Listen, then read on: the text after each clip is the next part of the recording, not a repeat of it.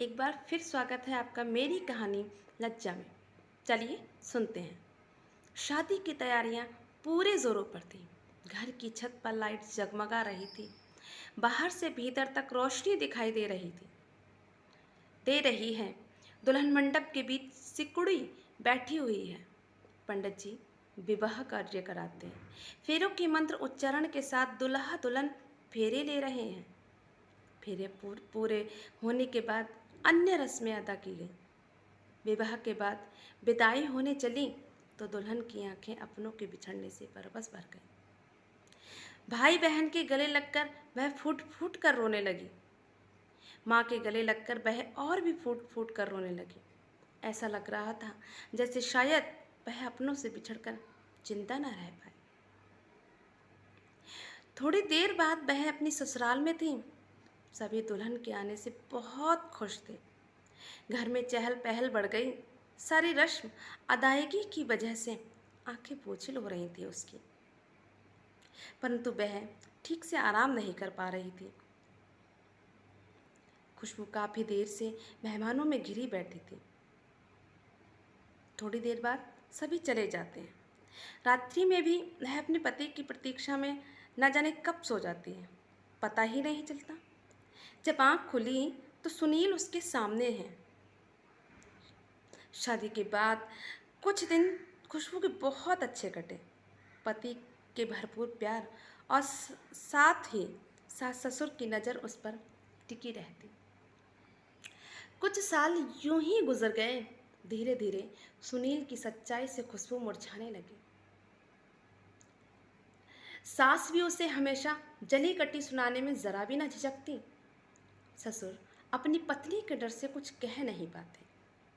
बड़ी ननद शादी होने के बाद भी अधिकतर समय मायके में ही गुजारती। छोटी ननद और देवर से उसे जरा सहारा था। तभी उसकी गोद में एक बच्ची आ जाती है। बच्ची की परवरिश ससुर जी के पैसों से ही होती है। सुनील कोई कार्य नहीं करता है। उसमें सारे बुरे ऐप थे। ससुर जी के पैसे खर्च करने की वजह से वह सास को फूटी आंख नहीं सुहाती। पर हाँ, माँ बेटे में बहुत अच्छी तरह पड़ती थी। सास बड़ी ननद और पति जब तब उसे पीटते रहते हैं। लगातार क्लेश के कारण वह बहुत दुबली और कमज़ोर हो गई। पति के घर के बाहर न जाने कितनी लड़कियों से संबंध थे, इसलिए दिन ब दिन वह कुढ़ती ही रहती। बच्ची बड़ी हो गई और स्कूल जाने लगी। बच्ची के आने वाला दूध बच्ची की दादी बच्ची को ना देकर स्वयं ही पी जाती, क्योंकि यह उनके पति के पैसों से आता था। भाई, खुशबू सास ससुर की सेवा करती रहती, पर वे हमेशा उसमें कमी ही ढूंढते रहते। बड़ी ननद को पास रहने का पूरा लुत्फ मिलता। जब इच्छा होती तब आ जाती भाभी से सेवा कराने।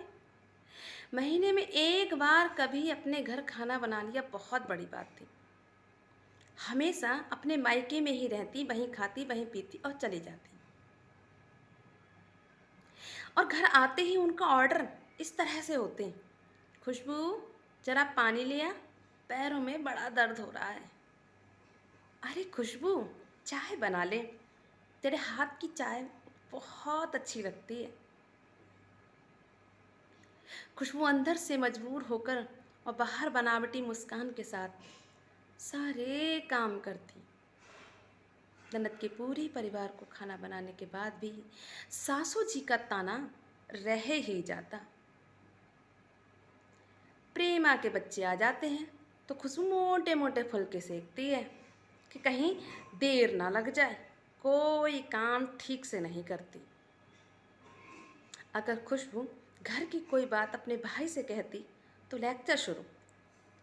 अरे जरा सी बात हुई, भैया से कह दी, उसके भाई ने कौन सी कमी की है, पूरा घर बर्बाद कर दिया, अब अपने बहन का भी कर देगा। हमारी खुशबू को तो अकल ही नहीं है बिल्कुल भी। ये सब चलता ही रहता कि कुछ समय बाद उसकी गोद में दूसरी ही लड़की आ जाती है। परिवार के लोग उससे अधिक प्रेम नहीं करते, पर वह छोटी सी बच्ची सबका ध्यान अपनी ओर खींच लेती है और अपने दादी की तो लाडली बन जाती है। लेकिन उस बच्ची के आ जाने से ना तो पति में कोई सुधार हुआ और न ही उसके सास ससुर के व्यवहार में। इसके विपरीत सास ससुर उसके प्रति अधिक जहर उगलने लगे।